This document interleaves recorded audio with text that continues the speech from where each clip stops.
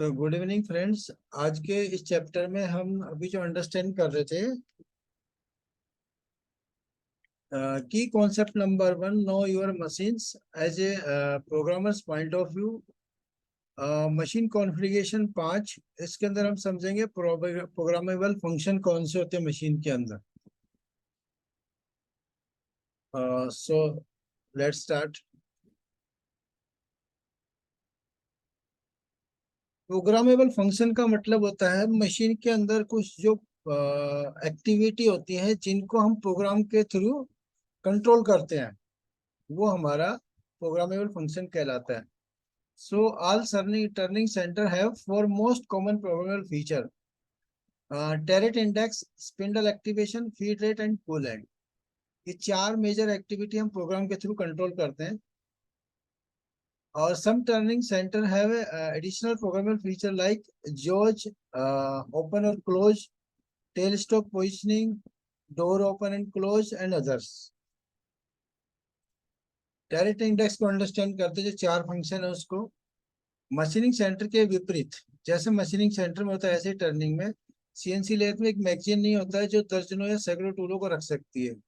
Lathe के tool को tarot में रखा जाता है जिसमें मशीन के साइज के आधार पर आमतौर पर 8, 10, 12 या 14 टूल हो सकते हैं। टैरेट टैरेट को इस तरह से डिजाइन किया गया है कि वह सभी तीन प्रकार के खराद के tools, outer tool, inner tool और वो टूल्स जो केवल मशीन सेंटर पर उपयोग किए जाते हैं जैसे ड्रिल और टैप, को पकड़ सकते हैं। किसी भी मशीनिंग कार्य के लिए सर्वोत्तम जो एडजस्टमेंट प्रदान करने के लिए टूलों की व्यवस्था बहुत फ्लेक्सिबल है। जो विशिष्ट प्रकार के टूल होल्डर के साथ एक विशिष्ट 12 स्टेशन खराद टैरेट नीचे दिखाया गया है। टैरेट में लेफ्ट और राइट हैंड के टूल दोनों स्थापित किए जा सकते हैं। मिलिंग का समर्थन करने वाले सीएनसी टर्निंग सेंटर में टैरेट पर मोटर चालित स्टेशन भी शामिल होते हैं जिनको हम टर्नव्हील सेंटर बोलते हैं, लेकिन मूल डिजाइन वह नहीं रहता। टू स्पिंडल वाले टर्निंग सेंटर भी दो टैरेट के होते हैं, एक ओरिएंटेड दाएं से बाएं और दूसरा बाएं से दाएं। हर टैरेट का ओवरऑल डिजाइन एक जैसा ही होता है। तो अभी हम जैसे देख रहे हैं टैरेट कैसे वर्किंग करता है उस तरह से। तो टैरेट को लेफ्ट और राइट दोनों साइड से रिवर्स फॉरवर्ड में रोटेट कर सकते हैं। सेकंड आता है आपका स्पिंडल। स्पिंडल को आप स्टिक रूप से नियंत्रित कर सकते हैं। स्टिक रूप मतलब एक्यूरेसी से कंट्रोल कर सकते हैं। टर्निंग सेंटर का स्पिंडल एक आरपीएम, इंक्रीमेंटल में कितनी तेजी से घूमता है, स्पिंडल को निर्दिष्ट करने के लिए एक एस शब्द का उपयोग किया जाता है। यदि आप चाहते हैं कि स्पिंडल स्पीड 350 आरपीएम पर घूमे तो S3 350 प्रोग्राम करना पड़ेगा। क्योंकि स्पिंडल स्पीड पूर्ण संख्या में निर्दिष्ट है, इसलिए आपको एस शब्द के साथ दशमलव बिंदु शामिल नहीं करना चाहिए। इसके अलावा एस शब्द स्वयं वास्तव में स्पिंडल को शुरू या सक्रिय नहीं करता है जब तक कि स्पिंडल घूमने की डायरेक्शन दिशा निर्धारित नहीं की जाती है। M03 M04 में के साथ ही रोटेट होगा, खाली अगर हम आरपीएम डाले तो नहीं चलेगा। Most turning centre allow the spindle to be program in 3 ways. ये वही है जो हिंदी को हमने कन्वर्ट में किया है। Speed can be specified in revolution पर मिनट्स और विच इज मीटर पर minutes in metric mode. M03 forward is used to right hand tools and M04 reverse is used for left hand tools. Range selection is done by M code, which M code vary. M41 is often used for low range or M42 is often used for high range. Feed rate, अभी जो हमारे चार थे उसमें से दो हमने cover कर लिए, तीसरा जो आता है फीड रेट प्रोग्रामेबल। आप जानते हैं कि सभी टर्निंग सेंटरों में कम से कम दो लीनियर एक्सिस होती हैं, एक्स एक्सिस और जेड एक्सिस। आप यह भी जानते हैं कि कटिंग टूल अधिकांश टर्निंग सेंटरों के लिए इन दो एक्सिस के साथ चलता है। ये कटिंग टूल की स्पीड गति है, जबकि यह वर्कपीस के संपर्क में है जिसमें मशीनिंग होती है। यह महत्वपूर्ण है कि गति दर, इसकी जो फीड रेट है, उपकरण कितनी जल्दी चलता है, मशीनिंग संचालन के लिए उपयुक्त हो। सीएनसी टर्निंग सेंटर के रेफरेंस में इस गति दर को फीड रेट कहा जाता है। जो उसका स्पीड रेट होता है, जो काटने की दर होती है, उसको हम फीड रेट कहते हैं। फीड रेट को निर्दिष्ट करने के लिए एक एफ शब्द का उपयोग किया जाता है और स्पिंडल स्पीड की तरह फीड रेट को दो तरीकों से निर्दिष्ट किया जा सकता है। इसे प्रति मिनट फैशन या प्रति रेवोल्यूशन फैशन में निर्दिष्ट किया जा सकता है। जैसा कि नाम से पता चलता है कि फीड रेट पर रेवोल्यूशन में होता है या पर मिनट्स में हो सकता है। 1 मिनट के दौरान कटिंग टूल की कितनी दूरी तय करेगा, यह प्रति रेवोल्यूशन फैशन में फीड रेट निर्दिष्ट किया जाता है, जो ये निर्दिष्ट करता है कि एक स्पिंडल रेवोल्यूशन के दौरान कटिंग टूल्स कितनी दूर चलेगा। तो इसको फीड रेट डिफाइन करने का क्या फंडा है, एफ वर्ड से फीड रेट स्पेसिफिकेशन होता है, और फीड रेट किस मूड में चलना है, G20 या 21 में, इंचेस की फीड है या मीट्रिक की फीड है, तो वो पहले डिफाइन होगा। उसके बाद G98 फीड रेट पर मिनट्स के लिए, और G99 फीड पर रेवोल्यूशन के लिए होता है। ये मशीनिंग के लिए अप्लाई होता है, और टर्निंग के लिए इसमें आपको चेंज करना पड़ता है अगर आपको कोई टर्मिनल सेंटर में पर रेवोल्यूशन में कोई फीड देनी है तो। यहाँ पे कुछ एग्जांपल दिया हुआ है जिसमें फीड रेट को चेंज किया गया है।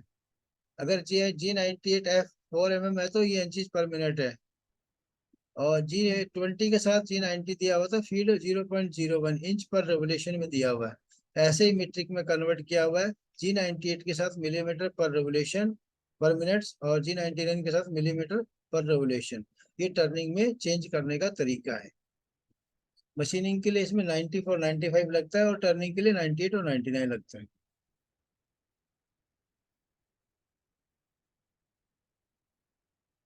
कूलेंट प्रोग्राम, कूलेंट भी प्रोग्राम से कंट्रोल किया जाता है। कूलेंट के 3 तरीकों से कूलेंट चलता है। एक होता है फ्लड कूलेंट, जो आपका कूलेंट बाहर से चलता है। एक होता है जो आपकी टिप पे गिरता है, कूलेंट टूल के थ्रू अंदर से जाता है, उसको हम थ्रू कूलेंट बोलते हैं।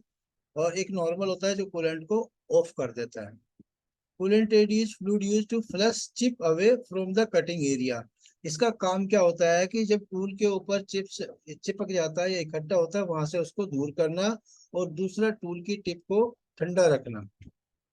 All machining centre provide fluid coolant capabilities. Fluid coolant is turn on end of. On करने के लिए M08 और ऑफ करने के लिए M09। अगर कहीं पे स्पेशल कोई यूज होता है, वहां पे हम M07 लगाते हैं, या कोई स्पेशल कोड होगा जो मशीन मैन्युफैक्चरर डिफाइन करता है। और कुछ और प्रोग्रामेबल फंक्शन होते हैं, कौन कौन से होते हैं। सम टर्निंग सेंटर है एडिशनल प्रोग्रामेबल फीचर, जैसे लाइक जोज ओपन और close, tail stop positioning, door open and close, और अदर्स।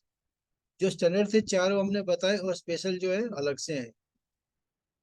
हाइड्रोलिक चक की जो बनावट होती है वो किस तरीके से होती है, उसको मैं थोड़ा एक्सप्लेन करता हूँ, तो आप अंडरस्टैंड कर पाओगे कि जॉज कैसे काम करता है।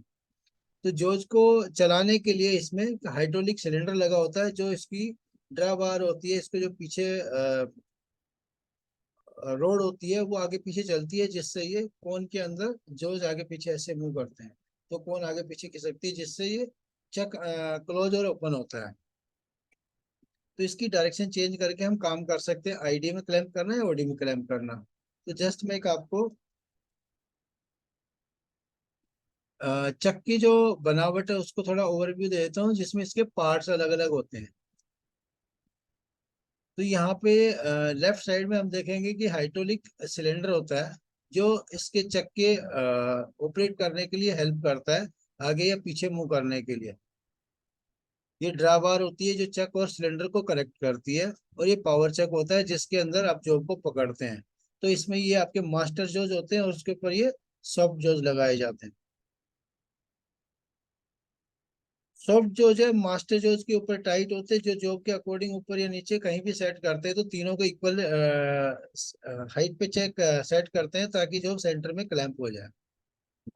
ये इसको इनलार्ज करके बड़ा व्यू दिखाया गया है। इसके अंदर जो पार्ट्स होते हैं, ये आपके बेस जोज होता है जिसके ऊपर मास्टर जोज चलता है, और फिर ग्राइंडिंग स्लीव होती है जो इसको पिस्टन होता है जो इसको आगे पीछे मूव करता है, और टर्नेबल बोल्ट होता है जो आपका, ये मैनुअल चक है, ये आपका ऑपरेटिंग चक है। तो दोनों तरह से काम कर सकता है, इसमें मैनुअल भी होता है और हाइड्रोलिक भी होता है। और बार वाला जहाँ पे चलता है, उसकी बनावट पोलेट के हिसाब से बनी होती है। टेल स्टॉक की बात करें यहाँ पे, तो टेल स्टॉक आपके जो एक टेल स्टॉक की बॉडी पूरी आगे पीछे मूव करती है, और एक व्हील आगे पीछे चलता है। टेल स्टॉक को एक बार सेट कर दिया जाता है, और जॉब को निकालने और हटाने के लिए ये जो आपका रिवॉल्विंग सेंटर है, ये जॉब से दूर चला जाता है और जॉब के पास आ जाता है। ये प्रोग्राम से भी कंट्रोल कर सकते हैं, और पैडल से भी कंट्रोल करते हैं इसको।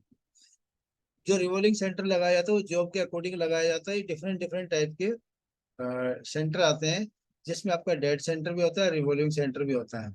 तो यहाँ पे ऑर्डिनरी सेंटर होता है, आपका टिप्ड सेंटर होता है जो आपका कार्बाइड टिप होती है, पाइप सेंटर होता है, इंसर्ट टाइप सेंटर होता है, फीमेल सेंटर होता है, और ये आपका हाफ सेंटर होता है जहाँ पे पतली जॉब को पकड़ के टर्न करते हैं, ग्राइंडिंग करने के लिए काम में आता है।